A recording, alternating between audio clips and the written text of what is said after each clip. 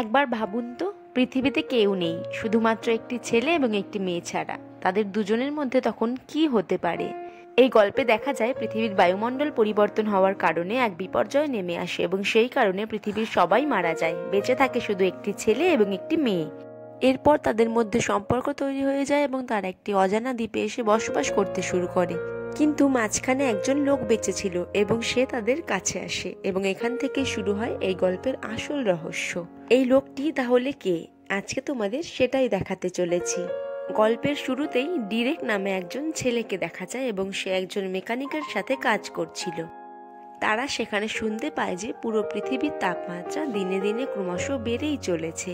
এরপর আমরা অ্যালবা নামে একটি মেয়েকে দেখতে পাই যে তার বাবার সাথে দেখা করতে যাচ্ছিল। অ্যালবা তার বাবার ভিডিও করছিল। অ্যালবার বাবা ছিলেন একজন বিজ্ঞানী এবং সে একটি গুহার মধ্যে কিছু একটা রিসার্চ করছিলেন। অ্যালবা তখন তার বাবাকে জিজ্ঞাসা করলো, তুমি এখানে কি রিসার্চ করছো? তার বাবা বলল, পৃথিবীতে ভয়ঙ্কর কিছু হয়তো আসতে চলেছে। আমরা প্রকৃতিকে নানাভাবে নষ্ট করেছি, এখন হয়তো প্রকৃতি আমাদের উপর প্রতিশোধ নেবে।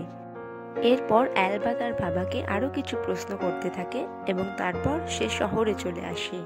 সেখানে অ্যালবাকে ডিরেকের সঙ্গে দেখা যায় এবং তখন ডিরেকের মা তেড়ে আসায় অ্যালবা বলে, আপনার ছেলের মেধা আছে কিন্তু সে পড়তে চায় না। তখন ডিরেককে কিছু ছেলে খেপানোর চেষ্টা করলো। ডিরেকের মা এসে তাদের তাড়িয়ে দেয়। অ্যালবা বাড়ি এসে দেখতে পায় তার বাবা একটা কাজের জন্য বার্সেলোনা যাবে, তাই সে তার কাগজপত্র গোছাচ্ছে। কিন্তু অ্যালবা তার বাবাকে যেতে বারণ করে, কিন্তু ভীষণ জরুরি কাজে তার বাবার যেতেই হয়। এরপর অ্যালবা দেখতে পায় যে সেই ছেলেগুলো ডিরেককে ধরে জলে ফেলে দিচ্ছে। অ্যালবা তাদের আটকাতে যাওয়ার আগেই তারা ডিরেককে জলে ফেলে দেয়। অ্যালবাও ডিরেককে বাঁচানোর জন্য জলে ঝাঁপ দেয়। ডিরেক যখন জলের অনেক গভীরে চলে যায় তখন আকাশে বিদ্যুৎ চমকাতে দেখা যায়, যার এফেক্ট জলের ওপরেও পড়ছিল, কিন্তু তাদের কোনো ক্ষতি হচ্ছিল না কারণ তারা জলের অনেক গভীরে ছিল। অ্যালবা যখন ডিরেককে ওপরে নিয়ে আসে দেখে সব শেষ হয়ে গেছে এবং আকাশে তখনও বিদ্যুৎ চমকাচ্ছিল। এরপর তারা শহরে গিয়ে দেখে যে সবকিছু ধ্বংস হয়ে গেছে এবং সবাই মারা গেছে। ডিরেক তখন তার মাকে দেখার জন্য তাদের বাড়িতে যায়, কিন্তু গিয়ে দেখে তার মা অলরেডি মারা গেছে। ডিরেক তার মায়ের কাছে যেতে চায় কিন্তু অ্যালবা তাকে থামিয়ে সেখান থেকে নিয়ে যায়, কারণ সে বুঝতে পেরেছিল সেখানে ব্লাস্ট হবে। এরপর অ্যালবা সেই গুহায় চলে যায় যেখানে তার বাবা রিসার্চ করছিল। তারা সবকিছু খুঁজে খুঁজে দেখছিল কিছু ব্যবহার করা যায় কিনা, কিন্তু তারা তেমন কিছুই খুঁজে পায়নি। সেখানে একটি কম্বল পাওয়া যায় যেটা অ্যালবা ডিরেককে দিয়ে দিয়েছিল। সকাল হলে অ্যালবা তার বাড়িতে আসে এবং দেখে তাদের বাড়িটা নষ্ট হয়ে গেছে। তখন অ্যালবা তাদের ফার্ম হাউসে চলে যায় এবং তার বাবার সাথে যোগাযোগ করার চেষ্টা করে, কিন্তু ব্যর্থ হয় কারণ সকল নেটওয়ার্ক সিস্টেমও ধ্বংস হয়ে গিয়েছিল। তারা দুজন তখন পুরো শহর ঘুরে দেখতে থাকে কিন্তু দেখে কোথাও কেউ বেঁচে নেই। তখন অ্যালবা বার্সেলোনা যাওয়ার সিদ্ধান্ত নেয়।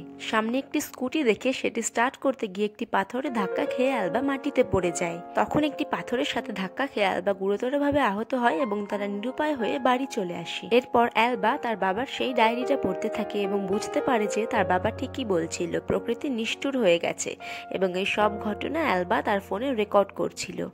তারপর সে ঘুমিয়ে পড়ে। রাতে ডিরেক অ্যালবাকে দেখতে এসে দেখে তার ক্ষতস্থানে ইনফেকশন হয়ে গেছে। অ্যালবা বলে, আমার অ্যান্টিবায়োটিক প্রয়োজন। ডিরেক বলে, আমি এখনই নিয়ে আসছি। কিন্তু অ্যালবা বলে, না, তোমার এখন যাওয়ার দরকার নেই, বাইরে ভীষণ বিপদ, আমরা কাল সকালে গিয়ে নিয়ে আসবো। এই বলে সে ঘুমিয়ে পড়ে। কিন্তু দেখা যায় ডিরেক একাই বেরিয়ে পড়েছে এবং বাইরে এসে সে ভয় পেতে থাকে কারণ সে একা রাতে কখনো বের হয়নি। কিন্তু অ্যালবার প্রাণ বাঁচাতে তাকে যেতেই হবে। সকাল হলেই ডিরেক অ্যালবার শরীরে অ্যান্টিবায়োটিক পুশ করে দেয় এবং ক্ষতস্থানে মলম লাগিয়ে দেয়।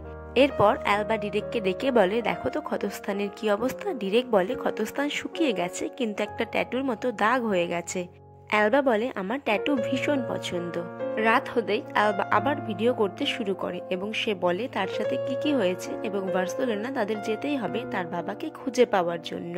পরদিন সকালে ডিরেক উঠে দেখতে পায় অ্যালবা বিছানায় নেই এবং দেখতে পায় রক্ত। তাই দেখে সে অনেক ভয় পেয়ে যায় এবং অ্যালবাকে খুঁজতে বেরিয়ে পড়ে। তারপর তাকে খুঁজে পেয়ে ডিরেক জিজ্ঞাসা করে, তুমি কি ঠিক আছো? কিন্তু তখন তার পা দিয়ে রক্ত পড়তে দেখা যায়, কিন্তু সে বুঝতেই পারছিল না যে কি হয়েছে। অ্যালবা তখন বলে যে আমার পিরিয়ড হয়েছে, কিন্তু ডিরেক তখন পিরিয়ড মানে কিছুই বুঝতো না। কিন্তু অ্যালবা তাকে বোঝানোর পর সে বলে, তার মানে তুমি এখন বাচ্চা জন্ম দিতে প্রস্তুত, এবং সে তাকে ছোঁয়ার চেষ্টা করে।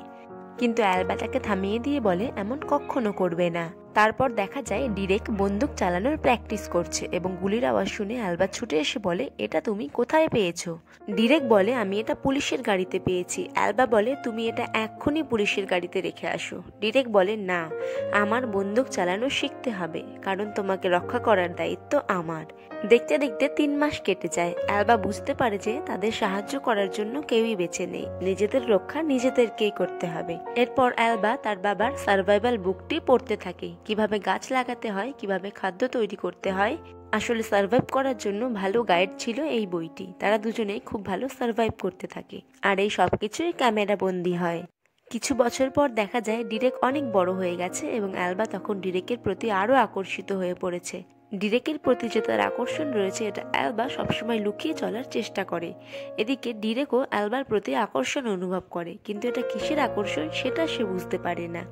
একদিন অ্যালবা গাছে জল দিচ্ছিল আর ডিরেক দূরবীন দিয়ে দূরের জিনিস দেখছিল। গাছে জল দেওয়ার পর অ্যালবা সেখানে স্নান করছিল এবং সেটা ডিরেক দেখে ফেলে এবং অ্যালবার প্রতি তার আকর্ষণ আরো বেড়ে যায়। অ্যালবা যখনই কোনো কাজ করতে থাকে ডিরেক তখনই তাকে সাহায্য করতে চলে আসে, আর যখন একে অপরের সাথে টাচ হয় ডিরেক তখন সেটা এনজয় করতে থাকে এবং একদিন সে তাকে কিস করে দৌড় দেয়। অ্যালবা অবশ্য এই বিষয়টিকে ভালোভাবেই নিয়েছিল। রাতে প্রবল ঝড় শুরু হয় এবং তাদের পুরো বাগানটাই নষ্ট হয়ে যাওয়ার উপক্রম। অ্যালবা তখন বাইরে আসে সেগুলো ঠিক করার জন্য এবং তার পিছন পিছন ডিরেকও চলে আসে। তারা দুজনে অনেক চেষ্টা করার পর তারা ঝড়ের সাথে পেরে ওঠেনি এবং তাদের সবকিছু নষ্ট হয়ে যায় এবং তারা সিদ্ধান্ত নেয় তারা পরের দিনই বার্সেলোনা চলে যাবে। সকাল হলে ডিরেক ট্রাক্টর নিয়ে চলে আসে এবং সেটা দেখে অ্যালবা ভীষণ খুশি হয় এবং সে ডিরেককে জড়িয়ে ধরে। তারপর তারা দুজনে বার্সেলোনার উদ্দেশ্যে বেরিয়ে পড়ে এবং তারা কিছুদিন পর বার্সেলোনা পৌঁছেও যায়। তারপর অ্যালবা তার বাবাকে ফোন করতে থাকে, কিন্তু তার বাবার ফোন এখনো বন্ধ। বার্সেলোনার অবস্থাও খারাপ হয়ে গেছিল, তাই অ্যালবা মেনে নিয়েছিল যে তার বাবাও হয়তো আর বেঁচে নেই।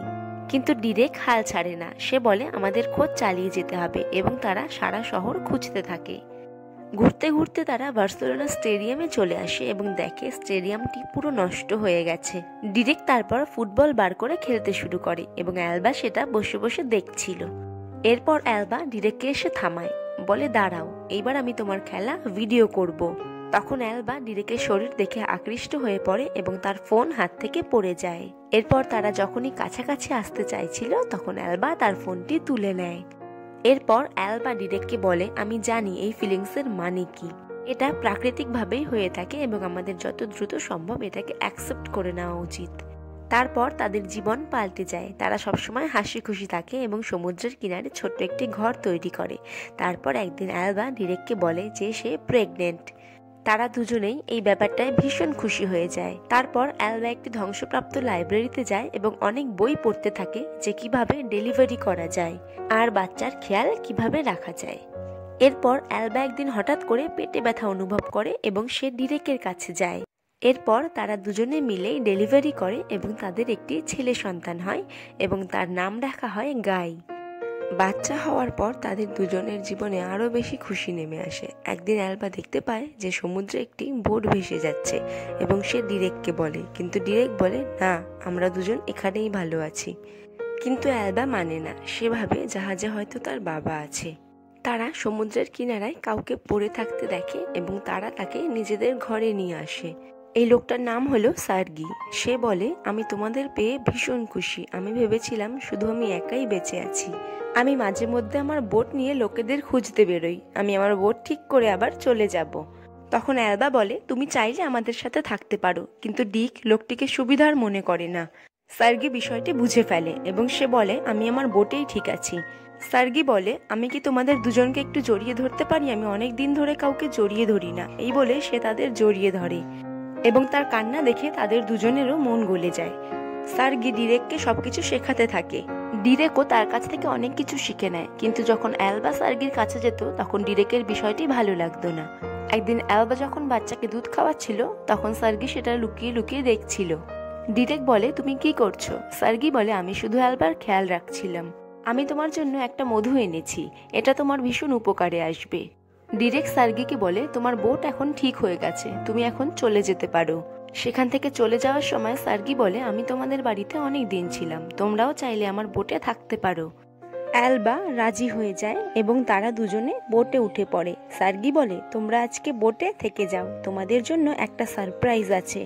কিন্তু ডিরেক থাকতে চায় না, তবুও সে অ্যালবার জন্য রাজি হয়ে যায়। রাতে সার্গি একটি মুভি চালায়, যা দেখে অ্যালবা খুশি হয়ে যায়, কারণ সে অনেক বছর ধরে কোনো মুভি দেখেনি। মুভি দেখতে দেখতে তারা ঘুমিয়ে পড়ে এবং সকালে ঘুম থেকে উঠে ডিরেক দেখে তারা তাদের সীমানা থেকে অনেক দূরে চলে এসেছে। ডিরেক বুঝতে পারে সার্গি তাদের সাথে কিছু উল্টোপাল্টা করেছে, তাই সে অ্যালবাকে ডাকতে যায়, কিন্তু তখন সার্গি তার মাথায় আঘাত করে এবং সে জলে পড়ে যায়। তখন অ্যালবারও ঘুম ভেঙে যায় এবং সে ডিরেককে বাঁচাতে জলে ঝাঁপ দেয়। এরপর সে ডিরেককে জলের ওপরে নিয়ে আসে, কিন্তু ততক্ষণে সার্গি গাইকে নিয়ে অনেক দূরে চলে গেছে। তারা বাড়ি চলে আসে। ডিরেক খুবই রাগান্বিত, কারণ তারা তাদের বাচ্চা হারিয়ে ফেলেছে। তারা এটাও জানে না সার্গি গাইকে নিয়ে কোথায় গেছে। তারা ম্যাপ ধরে সার্গির দ্বীপ খুঁজে বার করার চেষ্টা করে। ডিরেক একটি বোট নিয়ে আসে এবং সেটি ঠিক করে ফেলে। তখন অ্যালবার মনে পড়ে সার্গি মধু নিয়ে এসেছিল, তাই তাদের সেখানে যেতে হবে যেখানে অনেক মধু পাওয়া যায়। তারা অনেক খোঁজাখুঁজির পর একটি দ্বীপের সন্ধান পায় এবং ডিরেক বন্দুক নিয়ে বেরিয়ে পড়ে তার বাচ্চাকে নিয়ে আসার জন্য। কিছুক্ষণ পর তারা দ্বীপে পৌঁছে যায় এবং দ্বীপে পৌঁছেই তারা গাইয়ের কান্নার আওয়াজ শুনতে পায়। তারা লুকিয়ে লুকিয়ে সার্গিকে দেখছিল। অ্যালবা তখন ডিরেককে বলে তাকে গুলি করার জন্য, কিন্তু গাই বলে, না, আমাদের ভালো মতো সার্গিকে ফলো করতে হবে, তুমি গাইয়ের কাছে যাও, আমি সার্গিকে দেখছি। অ্যালবা গাইয়ের কাছে গিয়ে দেখে গাইকে একটা খাঁচার মধ্যে বন্দি করে রাখা হয়েছে। অ্যালবা সেটা ভাঙার চেষ্টা করে, কিন্তু পারে না। তারপর সে চাবি খুঁজতে শুরু করে। অন্যদিকে ডিরেক দাঁড়িয়ে আছে সার্গির অপেক্ষায়। তখন অ্যালবা এসে বলে তাদের বাচ্চাকে খাঁচায় আটকানো হয়েছে। তখন ডিরেক বলে, তুমি এখানে দাঁড়াও, আমি যাচ্ছি। অনেক সময় সেখানে দাঁড়িয়ে থাকার পর অ্যালবা গাইয়ের কান্নার আওয়াজ শুনে সেদিকে যাওয়ার সময় সার্গি তাকে ধরে ফেলে এবং বন্দুক অ্যালবার দিকেই তাক করে রেখে ডিরেককে বলে, এখন আমি যা বলবো তাই শুনতে হবে তোমাদের, তা না হলে অ্যালবা মারা যাবে। এই বলে সে তাদের দুজনকে বেঁধে ফেলে এবং বলে যে আমি তোমাদের সাথে থাকতে চেয়েছিলাম, কিন্তু তোমরা আমাকে অপমান করে তাড়িয়ে দিয়েছো। অ্যালবা বলে, তুমি যদি আমাদের এখন ছেড়ে দাও তাহলে আমরা সবাই একসাথেই থাকবো। সার্গি তখন অ্যালবাকে নিয়ে চলে যায় এবং বলে, আমি যখনই বলবো তখনই গাইকে কাঁদাতে হবে, তার কান্না আমার খুবই ভালো লাগে। অ্যালবা যখন তার বাচ্চাকে দুধ খাওয়াচ্ছিল তখন সার্গি সেটা সামনে দাঁড়িয়ে দেখছিল। সেটা মোটেই অ্যালবার ভালো লাগছিল না। এরপর সার্গি যখন ডিরেকের কাছে যায় তখন অ্যালবা গাইকে নিয়ে পালিয়ে যায়, কিন্তু সার্গি কিছুই বলে না। সে ডিরেককে অত্যাচার করতে শুরু করে। তখন অ্যালবা দাঁড়িয়ে যায়। ডিরেক তখন অজ্ঞান হয়ে গিয়েছিল। এরপর সার্গি অ্যালবাকে খুঁজতে বেরিয়ে যায়। যেদিক থেকে বাচ্চার আওয়াজ আসছিল সে সেদিকেই খুঁজতে থাকে। সে দেখে অ্যালবা তাকে ধোঁকা দিয়েছে। সে ফোনে বাচ্চার কান্নার আওয়াজ চালু করে রেখেছে। অ্যালবা তখন ডিরেকের কাছে চলে আসে এবং তাকে খোলার চেষ্টা করে। ডিরেক তখন বলে, আমাকে একটা ছুরি দাও। ঠিক তখনই সার্গি সেখানে চলে আসে। অ্যালবা তখন ভয় পেয়ে যায় এবং বলে যে আমার ভুল হয়ে গেছে, তুমি আমাকে যা বলবে তাই আমি করব। কিন্তু সার্গি খুব রেগেছিল, তাই সে অ্যালবার পায়ে গুলি করে দেয়। ততক্ষণে ডিরেক তার বাঁধন খুলে ফেলে এবং সে সার্গির উপরে অ্যাটাক করে। এরপর তারা দুজনে লড়াই করতে থাকে এবং অ্যালবা সার্গির উপর বন্দুক তুলে ধরে, কিন্তু সার্গি তাকে ধাক্কা দিয়ে নিচে ফেলে দেয়। কিছুক্ষণ পর ডিরেক তাকে রড দিয়ে আঘাত করে এবং সার্গিও তাকে গুলি করে দেয়। কিন্তু ডিরেক তাকে এত জোরে আঘাত করেছিল যে সে সেখানেই মারা যায় এবং ডিরেকেরও একটা গুলি লেগেছিল। সে আহত অবস্থাতেই গাইকে কোলে তুলে নেয় এবং তারপরেই সে মাটিতে লুটিয়ে পড়ে। অ্যালবা তাকে ওঠানোর অনেক চেষ্টা করলেও সে ততক্ষণে মারা গেছে। অ্যালবা তারপর ডিরেকের দেহটিকে সমুদ্রে ভাসিয়ে দেয়। এর কিছু বছর পর দেখা যায় গাই বড় হয়ে গিয়েছে এবং সে তার বাবার মতোই ফুটবল নিয়ে খেলা করছিল। তখন তার মা এসে তাকে তার বাবার ভিডিও দেখায় এবং সে সেই মোমেন্টগুলো উপভোগ করতে থাকে। এই দৃশ্যের মাধ্যমে এই গল্পটি এখানেই শেষ হয়ে যায়। ভিডিওটি ভালো লাগলে চ্যানেলটি প্লিজ সাবস্ক্রাইব করে রাখবেন।